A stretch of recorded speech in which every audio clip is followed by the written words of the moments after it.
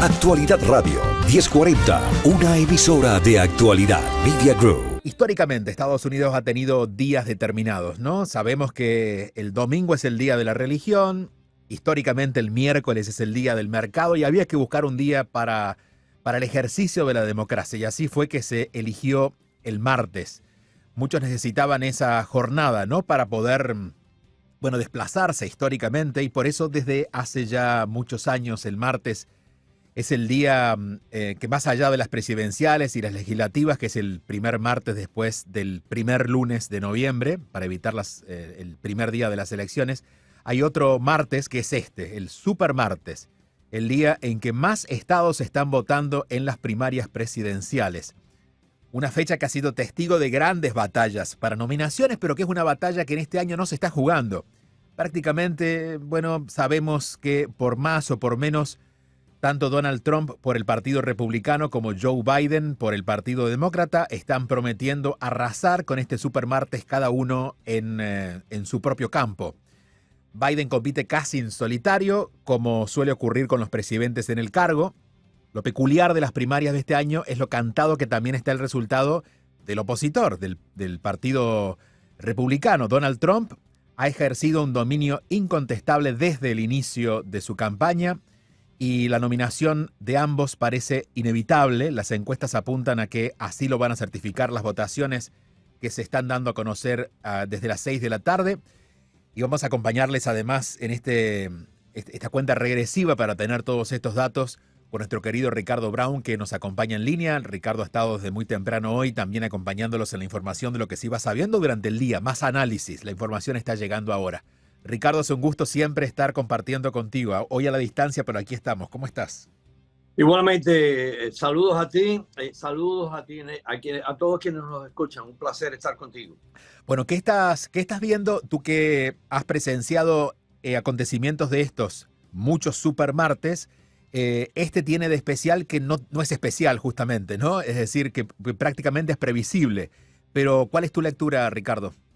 Mira, mi lectura es que prácticamente está decidido quiénes van a ser los candidatos presidenciales del Partido Demócrata y el Partido Republicano respectivamente, y hoy se va a confirmar a través de este complicado proceso de primarias, este sistema tan raro de entender a veces, aún para quienes llevamos mucho tiempo aquí, me imagino yo para personas que no tienen ese tipo de conocimiento de cómo funciona la democracia estadounidense, que ha funcionado bien, en mi opinión. El otro día, ayer precisamente cumplimos 235 años de vida constitucional en este país. La Constitución de Estados Unidos entró en vigor 13 años después de la independencia. Hubo un proceso ahí interino, una forma de gobierno bastante rara en que cada una de las ex colonias tenía su propio gobierno, su propia moneda, etcétera, hasta que entró en vigor la Constitución en el 1789. Pero es complicado, es raro la forma en que los dos grandes partidos que verdaderamente se han alternado en el poder desde hace tanto tiempo seleccionan un candidato presidencial. Primarias abiertas, primarias cerradas, esa cosa tan rara que le dicen caucuses, que ni siquiera se sabe de dónde sale esa palabra. Una de las versiones, pero verdaderamente no confirmada, que es una palabra sacada de una de las lenguas de los grupos originarios del Nuevo Mundo por estas partes, ¿no?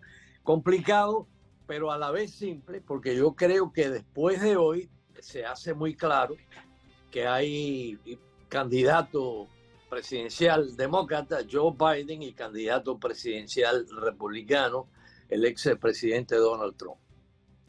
De momento, lo único que tenemos claro es en cuanto a los resultados de hoy, es en el caso de Iowa, que ya lo tuvo en el caso de los republicanos hace unas semanas, pero hoy Joe Biden se ha quedado con el 90.9% de los votos. Y me llama la atención ver a Marianne Williamson en la lista. Pensé que se había bajado. Sí, bueno, es que las boletas las imprimen por adelantado, a veces semanas adelantadas, a veces incluso meses, y a pesar de que esta señora quedó liquidada recientemente en otro estado, creo que en Carolina del Sur, después de la primaria de Carolina del Sur, ella se retiró de la contienda, y sin embargo ya estaban impresas las boletas en el estado de Iowa. Ahí tienes lo raro, en Iowa tuvimos una primaria, comenzó todo este festival de la democracia en Iowa con unos caucuses republicanos. Uno hubiera pensado que simultáneamente se celebrara un evento electoral demócrata. No es así, ha habido una distancia de meses, ¿no? Lo repito, yo quisiera que fuera más simple, pero no va a cambiar. Es lo que es lo que tenemos, hay que aceptarlo. Y creo yo que a final de cuentas, si vamos a hacer una evaluación de cómo ha funcionado este país, yo sé que en estos días tenemos personas muy hiperbólicas. Esa hipérbole yo creo que se evidencia en todo el espectro del pensamiento político en Estados Unidos, ¿no? Que si se roban las elecciones, que si vamos a tener una dictadura, de que si ya tenemos una dictadura, etcétera, etcétera. La gente tiene derecho a sus opiniones, por supuesto, en un país donde existe consagrada en la Constitución la libertad de expresión, pero yo creo que funciona más bien que mal, no funciona perfectamente, funciona a veces uno piensa cancaneando, pero funciona bien. Y este año lo que vamos a ver en noviembre es vamos a decir, una reedición, no de lo que ocurrió hace 4 años. El menú le gusta a algunas personas, no le gusta a otras personas, va a ser Joe Biden versus Donald Trump. Ricardo, bueno, las encuestas están indicando hoy que si las elecciones ocurrieran ahora, en general, entre 3, 4, 5 puntos estaría al frente Donald Trump. ¿Hasta qué punto esto que está ocurriendo hoy, la lectura de lo que va a pasar hoy, puede servir también como preámbulo para intentar? Yo no sé, Julio, yo no sé. Mira, hubo un tiempo en que uno podía confiar mucho en las encuestas. Sí. Cuando, irónicamente, ¿no? Cuando había menos tecnología, cuando no teníamos las redes sociales, no teníamos la internet. Básicamente en Estados Unidos eran pocas las encuestas. Yo recuerdo la encuesta Gallup, la encuesta Harris. Cuando yo tomé conciencia de la vida política en este país, siendo un niño, siendo un adolescente, lo único que recuerdo eran esas dos encuestas, Harris y Gallup, ¿no? Hoy tenemos una multiplicidad de encuestas prácticamente todos los días, la Universidad de Quinnipiac, el Siena College, una de las cadenas de televisión de 24/7 noticias saca una encuesta, y sin embargo a mí me parece que a pesar de todo el avance tecnológico, el avance de las ciencias sociales, las encuestas hoy son menos confiables que lo que eran, digamos, en tiempos, en 1960. Cuando los candidatos a la presidencia de Estados Unidos fueron el republicano Richard Nixon y el demócrata John F. Kennedy. Yo no te sé decir si estas encuestas de hoy verdaderamente nos pueden dar una visión de lo que va a ocurrir de aquí a noviembre. Son 8 meses, puede pasar mucho. Las encuestas en el 2016 arrojaban que Hillary Clinton iba a ganar. Y según recuerdo yo, que iba a ganar por un margen, ganó el voto popular, pero en el colegio electoral, que es lo que cuenta, otra de las complicaciones de nuestra maravillosa democracia, y sin embargo quien resultó ganador fue el expresidente Trump. Así que yo no te sé decir si puedo poner Si puedo apostar, hacer una apuesta, yo no soy jugador, pero yo no haría una apuesta en Y, base a las y, encuestas. y a hoy, ¿cuáles son los estados que crees que uno debería poner el ojo? Pero ya hay Ah, bueno, ahí sí, cinco o mira, ahí, seis, ¿no? ahí, Pero de esos 5 o 6 estados, ¿cuál es el que cree que va a pesar más fuerte? mira, eso es otra de las Otra variable. peculiaridades, Sí. vamos a ser generosos, vamos a decirlo así, y la generosidad mía es sincera. Yo creo en este sistema, me parece a veces un poco complicado, pero me parece que funciona. No conozco de dictaduras, ni en el tiempo que he vivido yo, ni en el tiempo antes de que yo llegara a este mundo. A mí sí me parece que el mapa electoral, los 270 votos en el colegio electoral que necesita un candidato para jurar como presidente el 20 de enero del 2025, la decisión va a ser en Michigan, Pensilvania, Wisconsin, Arizona, Georgia y posiblemente Carolina del Norte. Eh, Estados Unidos es un país de amplio territorio, un país de mucha diversidad étnica, y hay estados donde no va a ganar un republicano. Por ejemplo, en California es imposible que ya sea Donald Trump o sea otro candidato republicano, y estoy convencido que ser Donald Trump pueda ganar en California. A la vez, me parece que es imposible que un demócrata, sea quien sea, pueda ganar en Texas. Esos son los dos estados más grandes de Estados Unidos. Uno es un estado rojo, Texas.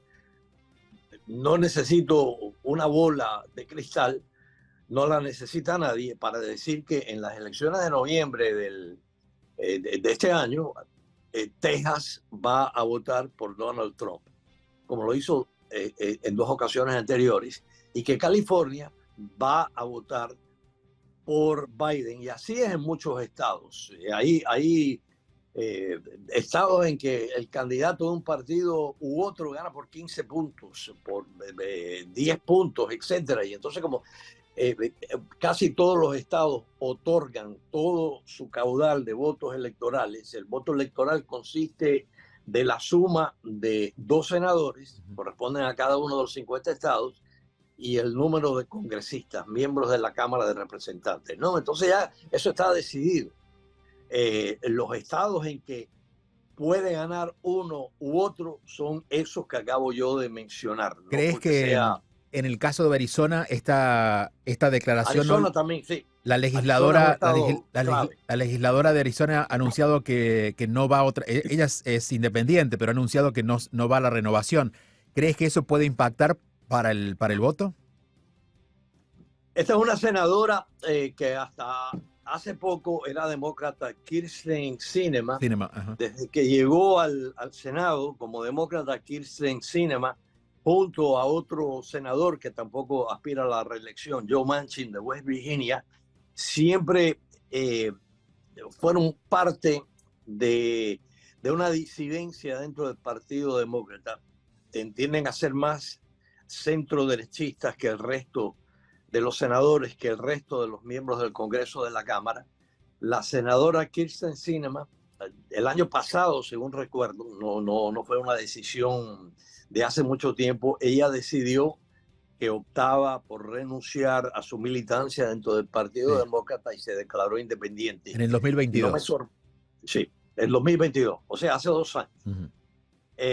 Y entonces, no creo que probablemente iba a perder, hasta donde sé yo, el clima político en Arizona, que también definitivamente es uno de esos estados clave, es de mucha polarización. Y yo creo que si ella aspiraba a la reelección como candidata independiente, iba a perder y le iba a restar votos a uno u otro de los otros dos candidatos, el demócrata y la republicana. El candidato demócrata para el Senado ahí en Arizona va a ser un señor colombiano. Si gana, sería el primer colombo-americano en llegar al Senado. Es mitad colombiano, mitad México-americano, de apellido Gallegos. Y la casi segura candidata republicana al Senado en Arizona va a ser Kari Lake, que ya aspiró sin éxito a la gobernación.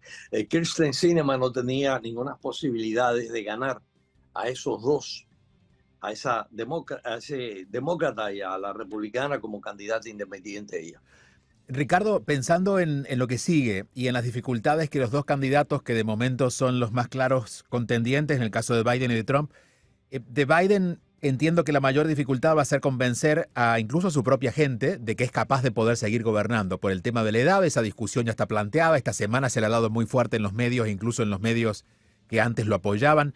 Y en el caso del presidente Trump ha salido, se ha librado de la batalla legal, prácticamente tiene ya camino abierto. ¿Cuál crees tú que van a ser las dificultades para cada uno?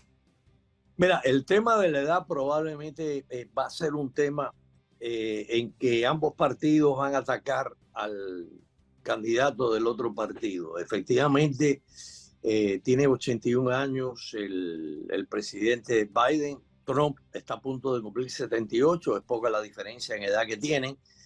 Desde hace semanas ya el Partido Republicano, al igual que el Partido Demócrata, quise decir, al igual que el Partido Republicano está cuestionando la capacidad cognitiva del presidente Biden, el Partido Demócrata está cuestionando la capacidad mental del ex presidente Trump. Yo creo que se van a atacar mutuamente los dos candidatos y los dos partidos. Es lo que he leído hoy precisamente en un portal de noticias muy importante aquí en Estados Unidos que es Axios. Hay una información al respecto que supuestamente Biden tiene el propósito de que si le dicen que es un anciano ya en avanzada decrepitud, él va a decir lo mismo de su contrincante. Claro. Yo no sé cuánto tiempo va a durar eso.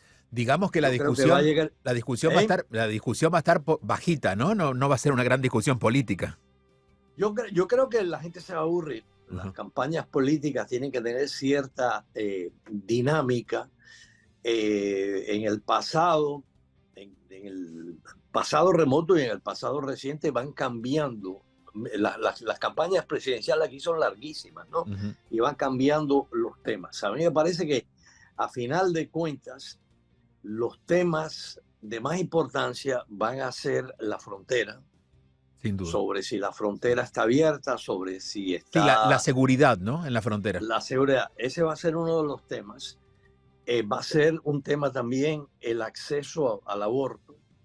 La economía definitivamente va a ser un tema de gran importancia y sobre todo en esos estados que mencionamos, los estados clave, los swing states, los estados bisagra. Eso es lo que se puede vaticinar por el Y por aquí el esta pregunta tiene que ver también con tu experiencia en los procesos, que me gustaría escuchar. Vamos a hablar del otro lado, vamos a hablar de los votantes. ¿Cómo sientes tú que ha ido cambiando con las elecciones la conciencia del votante y sobre todo en los últimos dos donde la juventud prácticamente ha manejado, no ha sido determinante, pero ha manejado la agenda de la discusión a raíz de las redes sociales? Entonces, ¿cómo tú crees que va a jugar aquí el factor de la conciencia de los que votamos, ¿no? del pueblo en general? Mira, yo pienso que cuando hay democracia en un país y se respeta la voluntad de los votantes, yo he cubierto elecciones en distintos países del mundo, va cambiando la población, va cambiando la visión que tienen los votantes sobre por qué decidir, ¿no?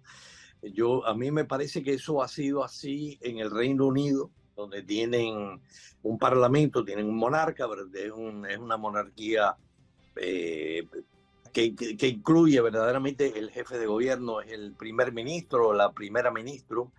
El electorado del Reino Unido no es el mismo de hace 2 años o de hace 10 años. Yo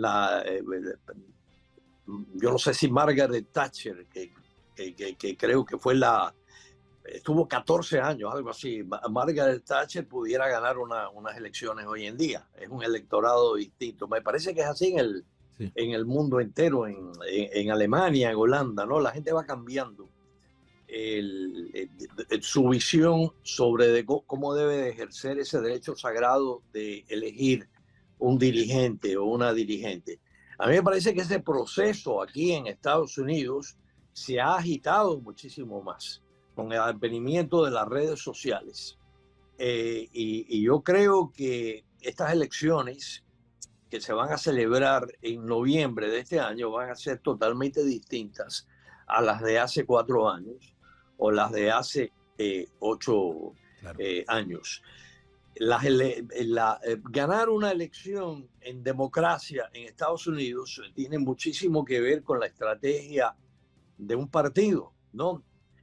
Hoy en día yo no sé si hay grandes estrategas que verdaderamente pueden acertar en cuanto a atraer a su lado, a su orilla, a los votantes. A mí me parece, esta es opinión mía, que las últimas elecciones en Estados Unidos, las elecciones presidenciales, se han caracterizado más porque alguien perdió que porque alguien ganó. A mí me parece, opinión mía, que en el 2016 Hillary Clinton perdió las elecciones porque tuvo una estrategia deficiente. Precisamente no le prestó atención a algunos de esos estados que hemos comentado. No estuvo en Michigan, no estuvo en Pensilvania, no estuvo en Wisconsin en aquel momento. Son 8 años, a veces parece que son 100 años. Faltó ¿no? estrategia. En aquel momento los demócratas decían que eso era parte de una muralla, una mágica muralla azul impenetrable por los republicanos. La campaña de Trump en aquel momento sí hizo campaña, valga la redundancia, e hizo proselitismo en esos estados y por pequeños márgenes. Trump ganó en el 2016 creo que por 10,000 votos en Michigan. A mí me parece que lo que ocurrió en el 2016 es que perdió Hillary Clinton porque tuvo una mala estrategia. Me parece que hace 4 años ganó Biden, pero también es que perdió Trump. Yo creo que en estas elecciones nadie puede dudar que el ex presidente Trump tiene una base de votantes republicanos conservadores que lo siguen con fervor. Pero con una base no se gana nada más.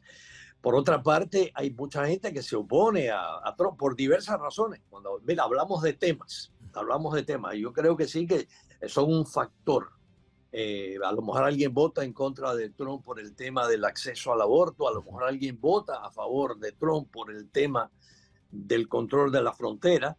También alguna gente va a votar en contra de Trump.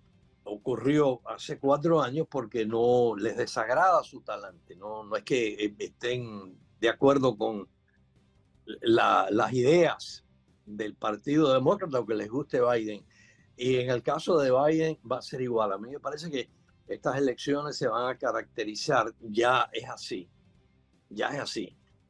por mucha campaña negativa y mucha gente insatisfecha con las dos opciones. Las encuestas indican que hay insatisfacción con ambos candidatos, pero es lo que hay, no hay otras opciones y la gente a lo mejor en gran medida va a optar por lo que considera el menos mal. Estamos conversando con Ricardo Brown. Ricardo, ¿te quedas? Me quedo por un rato, claro. Bueno, volvemos con Ricardo, volvemos con Jaime Flores. Que me voten, Julio, a no ser que me cuelgue ahí. No, y vamos a decir que, bueno, esta radio poco se ve, pero quienes están en la aplicación no podemos negar la elegancia de nuestro invitado especial, que se ha puesto corbata y todo, así que no puedo dejar esta corbata tiene creo que como 20 años. Bueno, ha conocido varios presidentes la corbata. Flores, Jaime es director de comunicaciones para medios hispanos del Partido Republicano. Hoy un día también de mucha actividad para ustedes. Jaime, gracias por atendernos. ¿Cómo estás? Bienvenido. Siempre un placer, Julio. Un saludo para ti, para Ricardo y para toda la audiencia. Bueno, un día Saludos, Jaime. Que decíamos predecible. ¿Cómo lo estás viendo tú? Pues predecible en el sentido de que pues tendremos una serie de victorias significativas para el expresidente Donald Trump en las elecciones de hoy, en los 15 estados y en el territorio de Samoa estadounidense. No habrá, de acuerdo con las proyecciones matemáticas, la posibilidad de que acabe coronándose con el número de delegados necesarios para la convención en el día de hoy. Pero yo sí me atrevería a pronosticar que no termina el mes de marzo sin que Donald Trump tenga los 1.125 delegados que necesita para obtener la nominación republicana en la convención de Milwaukee. La otra cosa interesante, y esta tal vez es menos previsible, es qué va a pasar con Nikki Haley a partir del día de hoy, cuando pues se produzcan estos triunfos sí previsibles de Donald Trump y Nikki Haley quede ya sin ninguna posibilidad de ganar la nominación republicana y sin muchas posibilidades tampoco de que ocurra alguna catástrofe desde el punto de vista judicial con Donald Trump después de la decisión de esta semana de la Corte Suprema de Justicia, que podría abrirle a ella el camino para ser la opción que reemplace al expresidente. Ricardo. No, yo creo que lo que ha dicho Julio es lo que va a suceder. Yo no creo que la ex gobernadora de Carolina del Norte, ex embajadora de Estados Unidos en la ONU, tenga posibilidades de arrebatarle la postulación republicana a la Casa Blanca al expresidente Trump, y queda esa interrogante si Nikki Haley se retira hoy de la contienda o en las primeras horas de mañana, o si espera. Pero yo creo que, como dicen en inglés, the writing is on the wall. Está escrito ya en las paredes de que no tiene posibilidades de ganar la antorcha republicana en esta carrera hacia la Casa Blanca. ¿Qué piensas tú, Julio? Me interesa. ¿Tú crees que ella, una vez que decida colgar los guantes, va a anunciar su apoyo al expresidente, o que va a mantener silencio, que va a tratar de conversar con el expresidente, llegar a algún tipo de acuerdo? Hubo un momento en que tuvieron una buena relación. Ella fue miembro de su gabinete, un miembro importante. El cargo de embajador en la ONU es parte del gabinete presidencial y es un cargo importante. ¿Qué piensas tú, Julio? Bueno, a mí me parece que, como siempre en la política, la especulación es lo que va determinando las decisiones, ¿no? Y me parece que si no lo ha dicho todavía es porque está especulando con alguna carta que quizás nosotros no conozcamos. No sé, Jaime está más cerca de esa información. Jaime, ¿y qué piensa Jaime? ¿Qué piensa Jaime? Me interesa mucho Jaime. A ver, yo pienso que, a mi manera de ver, la señora Haley se equivocó un poco en sus pronósticos. Contaba tal vez con una financiación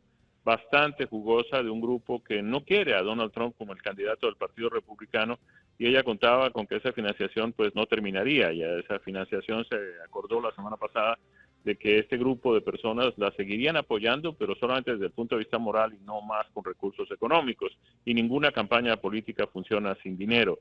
Es lamentable que la señora Haley no haya tenido la previsión de renunciar un poco antes, como sí lo hizo el gobernador de la Florida, Ron DeSantis, porque eso lo hubiera dejado mucho mejor parada frente al gobierno del presidente Donald Trump, si es que llega a la nominación, y posteriormente, pues si es que gana las elecciones en noviembre. La dejaría también en el partidor para ser una opción de candidata presidencial en el año 2028. Me parece que estas 2 semanas, las cosas que ha dicho y sobre todo las cosas que ha hecho, la alejan un poco de ambas posibilidades. La primera, participar en el gobierno, y la segunda, pues ser opción para una nueva candidatura presidencial en 4 años. Existe un grupo significativo dentro del Partido Republicano que considera que lo que hizo la señora Haley puede ser algo como traición al partido, no solamente al candidato. Ella había firmado, como el resto de los candidatos que participaron en los debates que organizamos en el Comité Nacional Republicano, era lo que llamábamos el compromiso para derrotar a Joe Biden. Todos los que participaron en los debates se comprometían a apoyar al candidato que resultara elegido en estas elecciones primarias, aunque todavía pues esto no se ha consumado desde el punto de vista formal.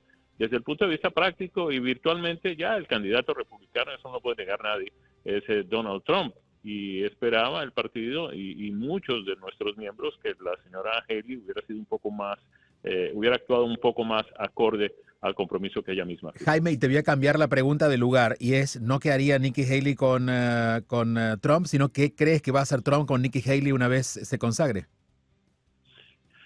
Yo creo que no va a haber mucho que hacer, ¿no? La señora Haley sigue teniendo una popularidad importante, no le sirvió de mucho en esto, porque es que yo lo decía, lo mencionaba también cuando alguien me decía que tiene de malo Ron DeSantis. Yo creo que como candidato Ron DeSantis no tenía mucho de malo, por el contrario, tenía más cosas positivas que negativas. Lo único malo que tenía es que coincidió en la historia con un fenómeno político como Donald Trump. Sí, a Donald Trump llevan 6 años atacándolo inmisericordiamente desde todos los flancos. Todos los medios de comunicación de la corriente dominante en los Estados Unidos no han hecho otra cosa que atacarlo por 6 años consecutivos. Le han inventado, le han montado, le han forjado todo tipo de acusaciones en todo tipo de frentes. Y ahí va, sobresaliendo de cada una de ellas con éxito. Miren ustedes, toda esta semana en la Corte Suprema de Justicia tiene una importancia verdaderamente fundamental. Y Trump sigue adelante con todo esto, de manera que pues es un fenómeno político de unas características grandiosas. Ha aprovechado todos estos ataques que le han hecho para no solamente aumentar sus niveles de popularidad, sino además los recaudos de su campaña. Mientras que su adversario, el presidente de los Estados Unidos, pues todos los días baja en popularidad, todos los días baja en aceptación, y ahora más del 71% de los estadounidenses cree que no tiene las facultades mentales necesarias para seguir siendo el presidente de los Estados Unidos. ¿Crees que ese va a ser el eje de la discusión? Lo comentábamos recién con Ricardo, más allá de los temas centrales de discusión política y de promesas electorales. ¿El tema de la edad puede ser el eje para tirar cuchillos de uno de otro lado en la discusión de lo que sigue? Yo creo que el tema de la edad, esto hay que separarlo en dos cosas que se parecen pero son distintas. Es lo mismo que pasa con la frontera y la inmigración. No es lo mismo la crisis fronteriza que la crisis migratoria, y tampoco es lo mismo la edad que las condiciones mentales. Sí. El tema de Biden, yo conozco gente de la edad de Biden que tiene facultades mentales verdaderamente sorprendentes, y en algunos casos el normal es que personas de su edad pues tengan raciocinio pleno, sepan dónde están, recuerden de los nombres de las personas con quienes conversaron en las últimas horas.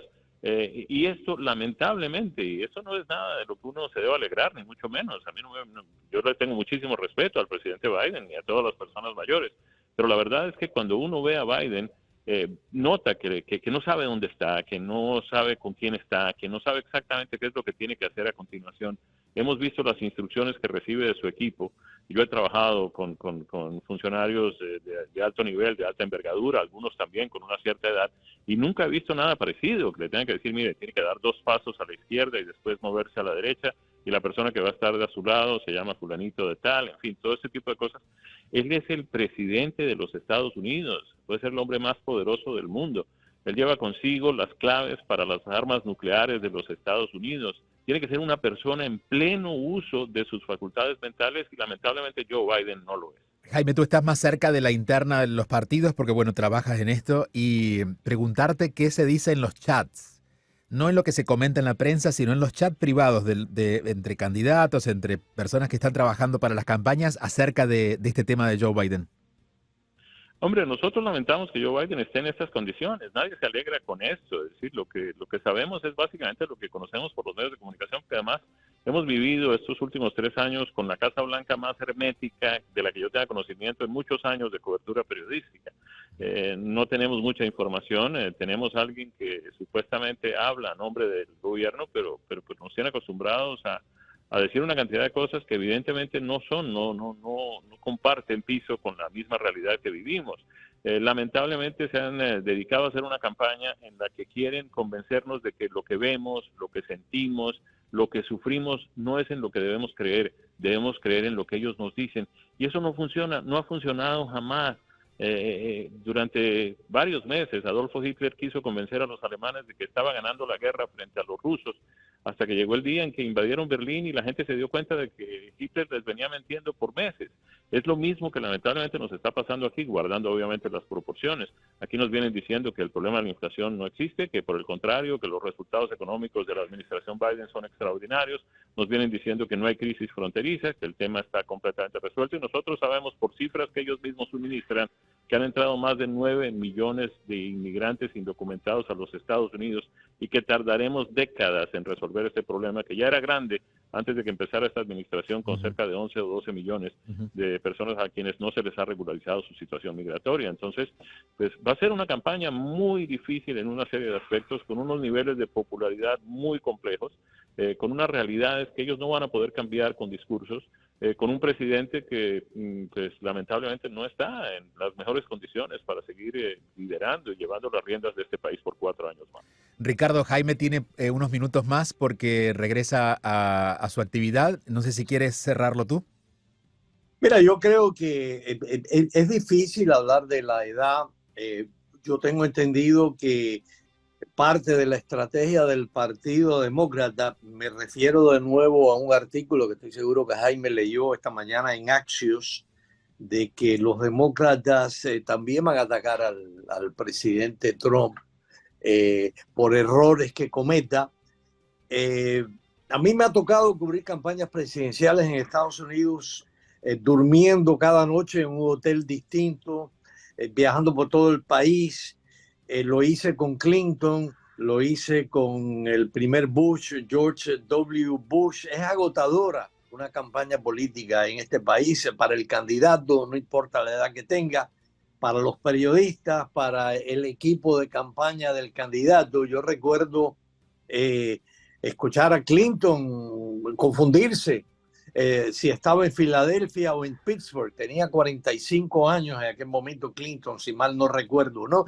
Pasó inadvertido. Me acuerdo ahora porque lo busqué y efectivamente ocurrió. Recuerdo al mismo vicepresidente Bush en aquel momento. Yo no creo que tenía 60 años, y si tenía 60 años era la parte inicial de la sexta década en la vida de una persona. A mí me parece que por un tiempo ambos candidatos van a ser blanco de ataques, de confusión. El otro día el presidente Trump confundió al presidente Orbán, con que se va a reunir el viernes, por cierto, en Mar-a-Lago. Dijo que era el presidente de Turquía. Yo creo que va a llegar el momento que los votantes se van a cansar de ese tipo de campaña. No sé si va a ser más efectivo ese tipo de campaña en el caso de Biden o en el campo de Trump. Yo preferiría que las campañas políticas en democracia tuvieran que ver con los temas. Jaime mencionó temas importantes, el tema de la frontera, el tema de la inmigración. Estoy totalmente de acuerdo que son temas que se parecen, pero que no son idénticos. A mí me parece que es terrible que no se va a discutir en cuanto al tema de la inmigración, la situación que tienen millones de personas que no entraron ayer por la frontera, sino que llevan años, décadas en algunos casos, viviendo aquí en Estados Unidos, que han echado raíces en este país. No vamos a escuchar ese tipo de discusión, y estoy de acuerdo con Jaime de que va a ser una campaña muy dura. Ojalá que estas divisiones que vemos en el país no se profundicen. No, a mí me parece que es importante quien gane las elecciones que sea magnánimo en victoria y que se dé cuenta de que mucha gente no estuvo de acuerdo. En las últimas elecciones, por ejemplo, no se cerraron esas heridas abiertas, sobre todo aquí en el sur de Florida, Jaime, donde vivimos tú y yo, Julio, ¿no? Enemistades personales, gente en bronca. Yo personalmente, y esto también me ha causado críticas de gente que dice, no, usted es trumpista, no, usted es demócrata, etcétera. Trato de ejercer un periodismo tradicional aquí en Estados Unidos. No sé si es un tipo de periodismo obsoleto, pero yo me resisto a pensar que las elecciones de hace 4 años y las elecciones que se van a celebrar dentro de 8 meses van a medir una división entre, por un lado, unos comunistas demócratas o unos nazis republicanos. Ojalá que el próximo presidente de Estados Unidos, llámese Joe Biden o llámese Donald Trump, tenga como meta tratar de seguir el ejemplo de los grandes presidentes de Estados Unidos, como George Washington, nuestro primer presidente, que tuvo conciencia de que mucha gente no había, que permaneció en las 13 colonias, no estaba de acuerdo con la revolución contra la corona británica y siempre extendió una mano amiga para los que le decían los Tories. O el presidente Lincoln, creo que esos son los dos grandes presidentes en la historia de Estados Unidos, que en todo momento, en la peor crisis, los peores capítulos de la guerra civil, siempre tuvo en conciencia de que tenía que haber una reconciliación. Estoy seguro que ustedes dos están de acuerdo conmigo. Plenamente, Ricardo. Jaime, antes de dejarte ir, comentarte que ya están algunos resultados de Vermont y Virginia, y los resultados están más o menos 60-40, claro, son 3-4% de los votos, 60-40 en favor de Donald Trump. ¿Tú crees que podría en algún caso darse vuelta algún tipo de resultado o deberíamos mirar algún estado específicamente? ¿Están ustedes revisando algo en particular? Realmente no. Nosotros tenemos algunas preocupaciones en algunos estados donde las elecciones son abiertas y no descartamos la posibilidad de que algunos demócratas pues quieran aprovechar esa apertura para tratar de cambiar el rumbo de las cosas. Es decir, que salgan a votar por Nikki Haley solamente para poner palos en las ruedas de Donald Trump. Pero esto va a ser prácticamente insignificante, marginal, me atrevería a decir. No va a ser algo que cambie. Claro. Cuando ya tiene una ventaja de 60-40 en algunos estados, porque pues de alguna manera la gente tiene que entender que cada estado tiene una manera diferente de asignar los delegados. La mayoría de ellos son proporcionalmente, pero en algunos estados, por ejemplo, cuando uno de los candidatos tiene más del 50% de los votos, se lleva la totalidad de los delegados. En algunos estados es 2/3 partes, en otros es 80%. De manera que esto nos va a tardar unas cuantas horas para, pues, primero esperar los resultados finales y después hacer la tabulación de esos porcentajes para definir al final cuál de los candidatos se lleva cuántas de las sillas en el colegio, digamos, en la convención de los delegados a la convención. De todas maneras, como lo habíamos dicho al comienzo de nuestra intervención, Julio, esta noche no habrá un resultado sobre la victoria ya de Donald Trump. Claro. Tendremos que esperar pues un par de semanas más. Antes de final de marzo ya Donald Trump debe tener los delegados necesarios. Muy bien, siempre un gusto escucharte, Jaime. Te mandamos un abrazo y gracias por atendernos. Felicidades a todos. Gracias. Abrazo, Jaime. Gracias. Jaime Flores, director de comunicaciones para medios hispanos del Partido Republicano. Y decíamos, Ricardo, que, repito esto que es lo que se conoce hasta ahora, en Vermont, en las elecciones del Partido Republicano, Donald Trump tiene el 61% contra 35% de Nikki Haley, apenas con el 2% de los votos, pero ya es una tendencia a mirar. Y en Virginia, con el 6% de los votos, Donald Trump con el 65% y Nikki Haley con el 33%. Te pregunto a ti, Ricardo, también mirando lo que está pasando, ¿no?, con la política, ¿cuán entusiasmado estás por estas elecciones? Mira, yo respeto la democracia.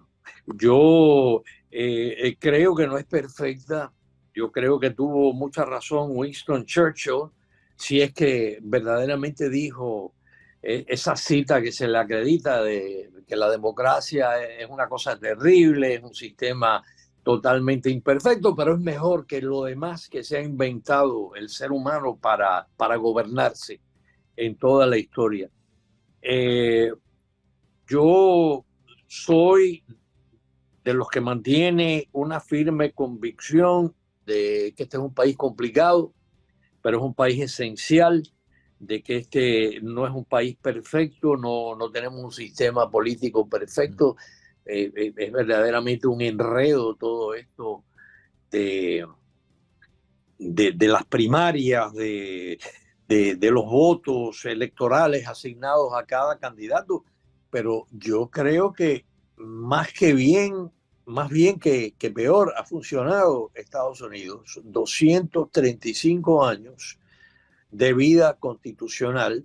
Aquí en nuestro vecindario, en el Nuevo Mundo, tenemos países que cada cierto tiempo cambian la constitución a la hechura del gobernante que ha logrado el poder y que pretende perpetuarse en el mismo, unas constituciones larguísimas, kilométricas, con un lenguaje todo enredado que a final de cuentas resulta ser papel mojado, porque nunca se cumplen los cometidos, los objetivos de esas constituciones. Pero no tengo entusiasmo. Me parece que hay demasiada división en el país, demasiada polarización. Me parece lamentable. No es la primera vez que esto ocurre en Estados Unidos. Hemos tenido otras etapas en la historia lejana y la historia reciente en que parece que el país está picado a dos, o que está picado en muchísimos pedacitos, y aquí estamos. Yo tengo suficiente edad como para acordarme de las tensiones, las peleas callejeras, batallas campales en las calles de grandes ciudades de Estados Unidos cuando la guerra de Vietnam. Yo tengo suficiente edad, era muy joven entonces, ¿no?, para recordar las elecciones de 1968, la convención demócrata en Chicago, en que la ciudad de los vientos se convirtió en un teatro de guerra entre adversarios de la guerra de Vietnam y el partido, el establishment del Partido Demócrata. Aquella convención, precisamente, se le da importancia a las primarias. Aquí siempre hubo primarias, por lo menos en la historia política moderna. Pero verdaderamente, hasta el 1968 se decidía quién era el candidato demócrata o republicano en la convención. Las convenciones del 68 fueron terribles, terribles, sobre todo la demócrata. La republicana, que se celebró aquí en Miami, también. Entonces decidieron ambos partidos: no vamos a las primarias. Y las primarias también son un enredo. Mira, precisamente esta mañana yo estaba escuchando a un medio importantísimo hablar de 16 primarias. Y otro medio hablaba de 15 primarias. Entonces yo pensaba, oye, o son 16 o son 15. Bueno, pues resulta que efectivamente son 15 estados, la lista anda por ahí, pero cuando la gente que decía que eran 15 nada más no había incluido Iowa. Dime tú cómo se le explica, yo no sé, a un italiano, en Italia hay democracia, ¿no? O cómo se le explica a un australiano. No, mira, el problema es que se confundieron, porque es que en Iowa hubo un caucus republicano en enero, y entonces ahora hay un caucus demócrata meses después. ¿Cómo se explica el tema ese de la primaria abierta? La primaria en que, como en Virginia, por ejemplo, en Virginia, tú acabas de dar resultados ahí parciales con 6% de los votos. En Virginia, tú puedes llegar el día de elecciones y ser un demócrata y decir, no, yo quiero votar hoy en la primaria republicana, o viceversa, ¿no? Así fue en Carolina del Sur. Aquí en la Florida, por ejemplo, cuando nos inscribimos como votantes, podemos poner demócrata, republicano o independiente. En Carolina del Sur eso está prohibido. Todo el mundo es técnicamente independiente, ¿no? Es un sistema muy, muy complicado. Uno quisiera que fuera más simple.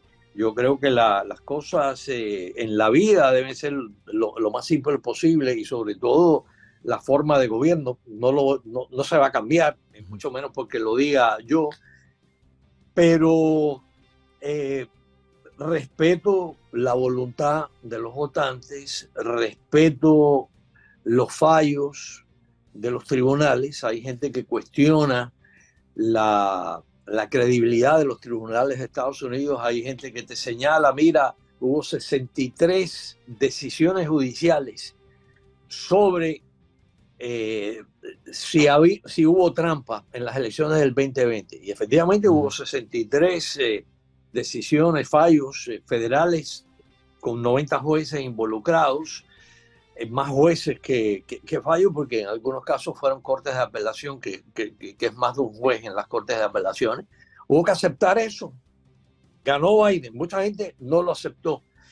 Por la misma cuenta, hay gente que ahora está disgustada porque la Corte Suprema, en una rara decisión unánime de 9-0, ha dicho que el estado de Colorado, precisamente la Corte Suprema Estatal de Colorado, no tiene la potestad de excluir a un candidato federal, al cargo federal más importante, en este caso la presidencia, en base a una interpretación de la sección 3 de la 14ª enmienda. Yo creo que hay que aceptar eso también. ¿Tú sientes que tú vives en dictadura en Estados Unidos? De ninguna manera. Lo que pasa es que Yo no. la interpretación que se... Bueno, estamos en tiempo de exageraciones, ¿no? En principio. Sí.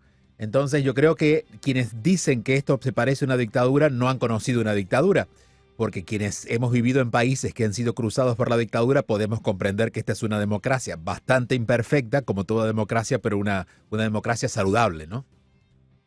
Mira, yo encuentro también que hay personas que vivieron en dictadura por mucho tiempo, que no han tenido oportunidad de votar en unos comicios libres, que en algún momento incluso apoyaron un sistema dictatorial, y entonces vienen aquí y esperan que esto sea químicamente puro, ¿no? Y entonces instantáneamente se convierten en expertos de la complicada historia de Estados Unidos, de un sistema legal que no tiene nada que ver con los sistemas legales, por ejemplo, de América Latina, donde el derecho verdaderamente está basado en los códigos napoleónicos, no en la ley común británica, inglesa, como aquí. Yo creo que sí, que hay demasiada hipérbole.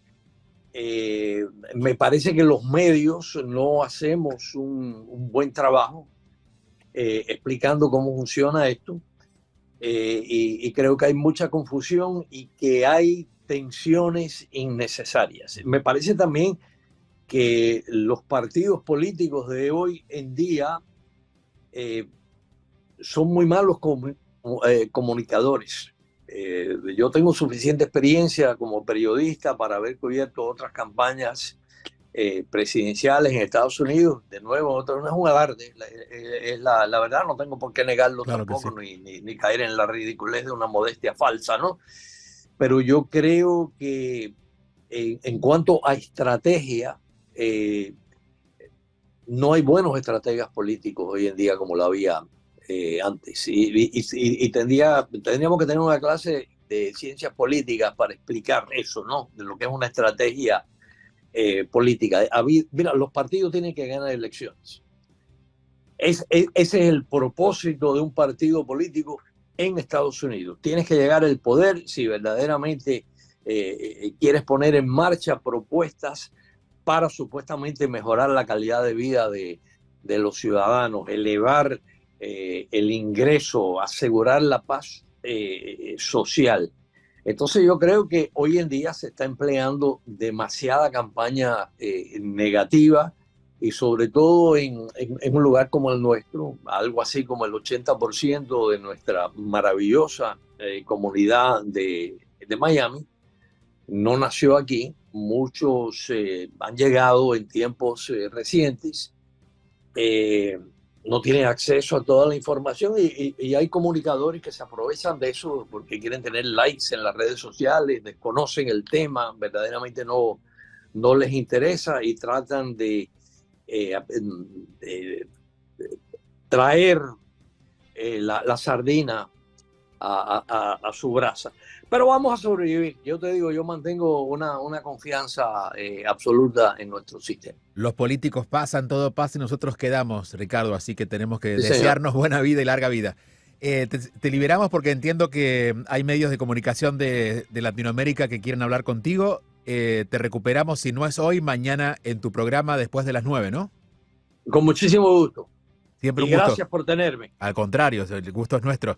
Un abrazo grande. Ricardo Brown, acompañándonos en esta edición especial, hoy haciendo al final del día, en este super martes, a las 8 de la noche regresa, inesperadamente, porque hoy es solamente un martes, estamos en marzo, pero tenemos programación especial y tendrán otra vez a las 8 de la noche a Carlos y Agustín en una transmisión especial hasta las 10 de la noche, siguiendo lo que está ocurriendo con los resultados del super martes y análisis alrededor de esos resultados. Lo que se conoce es que en Virginia ha ganado por su parte Biden, por otra parte Trump, ya está consagrado uno y otro. En el caso de Donald Trump es una proyección que ha hecho la cadena CNN, pero prácticamente se va a quedar con esos 48 delegados. También ha cerrado Carolina del Norte, en este caso Joe Biden también ha triunfado, estaría triunfando holgadamente, pero esa información la confirmaremos al regresar.